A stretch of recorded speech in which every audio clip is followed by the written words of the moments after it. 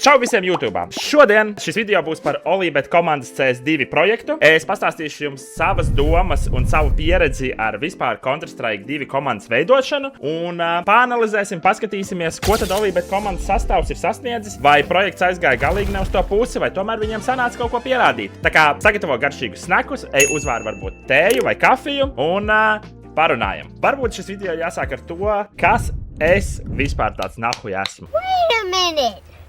Who are you? No kurienes esmu uzradies, kaut kāds TikTok čuvaks, kaut kāds esporta klubs Hyperworld, un kāpēc vispār es visu laiku kaut ko ņemos ar komandām. Prikals ir tāds, ka pēc profesijas esmu rehabilitologs vai fizioterapeits, whatever, un visu savu pēdējos 10 gadus, principā, esmu tikai studējis un strādājis. Līdz brīdim, kad man likās, ok, dzīve diezgan garlaicīga, un man sanāk tas, ko es daru, bet gribās kaut ko fun, ņemot vērā to, ka es esmu pilnīgi datoratkarīgais bijis visu savu bērnību, un nekas cits man nepatika vairāk par video spēlēm. Man patīk sacensties, un tajā vidē man sanāca sacensties ļoti labi. Pašā sākumā man likās, davai, mēs taisīsim League of Legends komandu Latvijā.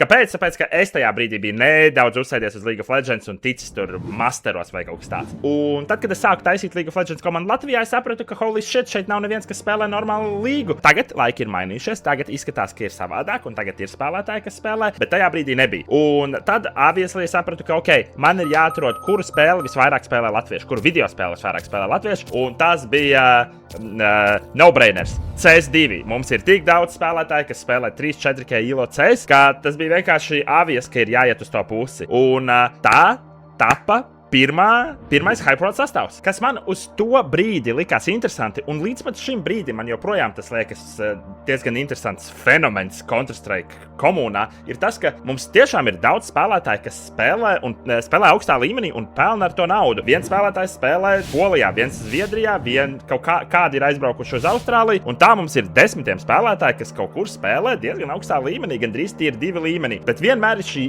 ideja par to, ka latvieši, 5 latvieši, nevarētu uztaisīt, izveidot vienu stipru pasaules līmeņa komandu. Un es pat nerunāju top 10, es runāju stabili sēdēt top 40, ja Latvijā tāda komanda būtu, mums visiem būtu ļoti interesanti viņai sekot līdzi. Tad es sāku domāt, kāpēc ir izveidojusies tāda ideja par to, ka 5 latviešu komanda nevar neko sasniegt augstā globālā līmenī. Un skatoties, pētot, es sapratu. Loģiski, Latvija ir maziņa, communities ir salīdzinoši maziņš. Ja mums jāsalīdzina ar krieviem vai poļiem vai zviedriem, kur spēlētāji ir ļoti daudz, tad mums tādu spēlētāju pieņemsim, es tagad rupi teikšu, 15. Nu, un tad, ja tie 15 spēlētāji nav labākie draugi, ja tiem 15 spēlētājiem ir kaut kāds history, un viņš nav labs history, tad ir iespēja, ka viņi nebūs kritiski viens pret otru. Un tas nozīmē, ka viens labs spēlētājs var teikt, ka otrs labs spēlētājs nav pietiekami labs vai pat ir sūdīgs. Un līdz ar to loģiski, ka tu nevari ar tādu enerģiju, ar tādu vaibu sataisīt 5 spēlētāju komandu, kas uzticēsies viens otram un močīs pasaules līmenī, vai ne? Bet vai tas, ka spēlētāji nav draudzīgi viens pret otru, ir galvenais iemesls, kāpēc Latvijā nebūs pasaules līmeņa komanda? Nē. Galvenais iemesls ir, tas būs šokējoši to dzirdēt, nauda. Latvijā nav sponsoru, kas ir ieinteresēti ieguldīt finanses komandas attīstībā, jo loģiski, ka, lai attīstītu komandu, tu nevari sagaidīt, ka tu ieguldīsi 20 000 un uzreiz dabūsi viņus atpakaļ. Realitāte ir tāda, ka tev jāieguldi ir desmitiem, varbūt pat 100 000, lai sagaidītu kaut kādu rezultātu un attīstītu šo projektu. Un tā ir problēma. Pirmā komanda, ko es izveidoju, ir tālajā 2024. gadā, un tajā laikā tas, ka jāmaksā spēlētājiem vai jātērē kaut kādas finanses spēlētājiem, tas vēl tajā laikā neeksistēja. Tā bija ļoti izdevīga komanda, no viņas varēja uztaisīt ļoti interesantu kontentu TikTokam, un viņa maksāja principā neko. Varbūt iztērēja 3 mēnešos 1000 eiro, nopērkot viņiem ECA līgas vai Faceitā kaut ko tur subscribojot, whatever, bet principā tas neko nemaksāja. Otrais Hyperworld komandas sastāvs bija vienkārši Tas bija smieklīgi, tāpēc, ka es ļoti labi atceros, kā es vēl esmu jauniņais šajā CS lietā Latvijā, un visi, kas jau ilgstoši seko līdzi Counter-Strike'am un Latvijas Counter-Strike community'am, man teica, ka Advanced ir tikusi tikai viena komanda, pat tas bija grūti, tā varbūt pat bija haļāva, un kroči tikt Advanced nav reāli. Bet ar otro sastāvu, ko esam izveidojuši kopā ar Hyperworld, mēs tikām līdz ECA Advanced līgai. Un tā komanda man izmaksāja pilnīgi neko. Varbūt palīdzēja viņiem, samaksāja viņiem par ECA, kādam no viņiem nopirku klaviatūru pelīti, bet vairāk par 1000 eiro man šis sastāvs neizmaksāja.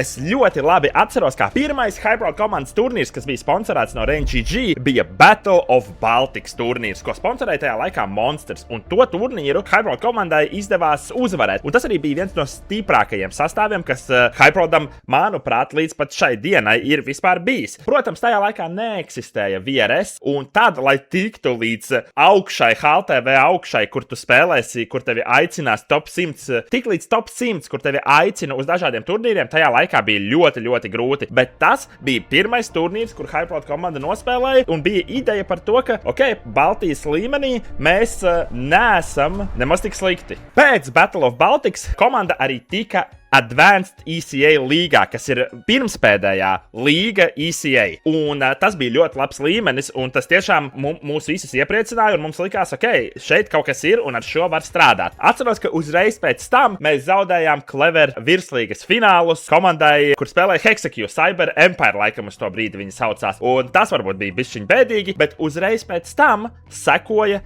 Eiropas čempionāts. Eiropas čempionāts bija ļoti interesants, jo tur bija dažādas samiksētas komandas un dažas pat pilna sastāva komandas, kā piemēram Vācijai bija komanda Big, Ukrainai bija komanda TNL, bet citām valstīm bija vienkārši samiksētas spēlētāju komandas. Un šajā turnīrā Hypeworld komandai gāja ļoti, ļoti labi. Es atceros, kā mēs viegli uzvarējām Spāniju. Tad bija spēles pret Slovākiju, kur bija daudz labu spēlētāju, 50-40 tūkstoši prizepūli uz uzvarētiem, un 2-0 Hypeworld komanda uzvarēja, un tiešām pārliecinoši uzvarēja. Tad mēs satikāmies pret TNL, kas ir Ukrainas komanda, kas tajā laikā bija, es negribu samalot, bet man liekas, viņa bija top 20 pasaulē, un tur mēs pirmo mapu uzvarējām, otro mapu ļoti zaudējām, atceros ņūku mēs ļoti zaudējām, un tad mēs diezgan normāli nospēlējām trešo mapu, bet diemžēl zaudējām. Beigās satikāmies pret Bigiem, kas bija Vācijas sastāvs, un tur, protams, mums sadeva pa dupsi, un zaudējām, un turnīrs mums tur beidzās.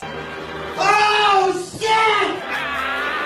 Bet rezultāts un tas, kā spēlēja komanda, izskatījās, ka ir tiešām kaut kas, ar ko ir vērts strādāt un ka tur kaut kas varētu būt, jo mums tajā laikā pat nebija coach. Pēc RNGG komandas, RNGG sponsorētas komandas, notika sekojošs. Mūsu stāru spēlētājiem, kas ir Frips, atnāca piedāvājums, un piedāvājums atnāca no komandas Nemesis. Un, protams, tas bija liels prieks, ka mums sanāca izveidot projektu, no kurienes citas labākas pasaules līmeņa komandas ieraudzīja mūsu spēlētājus, un mūsu spēlētājiem bija iespēja nopelnīt labu naudu spēlējot CS, bet tajā pašā laikā mēs sapratām, ka tad tur arī mūsu projekts ir beidzies, jo bez mūsu stāra spēlētāja principā mēs esam doomed. Bet mēs mēģinājām spēlēt bez mūsu stāra playera, un nekas nesanāca.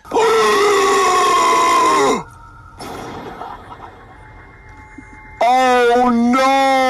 Tajā brīdī es lēnām sāku saprast, ko nozīmē, ņemot vērā, ka es neesmu nekāds augsta elo spēlētājs, es sāku saprast, ko nozīmē roli Counter-Strike'ā un cik grūti ir aizstāt kādu spēlētāju, kuram ir svarīgs rols, ko nevar izpildīt principā neviens cits Latvijā. Frips nospēlēja tajā komandā neilgu laiku, kaut kas viņiem tur notika, neesmu baigi interesējies, bet Fripam ar viņiem ļoti ātri beidzās sadarbība, un viņi taisīja sastāvu maiņas, kurās Frips vairs nebija. Un tajā brīdī atnāca piedāvājums no Olybet kopā ar Olybet taisīt sastāvu un mēģināt kaut ko sasniegt. Paralēli tam parādījās VRS, un VRS ir kaut kas pavisam jauns un interesants, tāpēc, ka pēkšņi visi sāk taisīt dažādus lanus dažādās valstīs, tajā skaitā arī Latvijā. Mums Latvijā Sandi sāka taisīt Riga Urban Open, kur brauca tiešām stipras komandas, un kur beidzot parastas komandas, kurām nav nekāds spotlights, nav nekāda finanša, ja viņi var atrast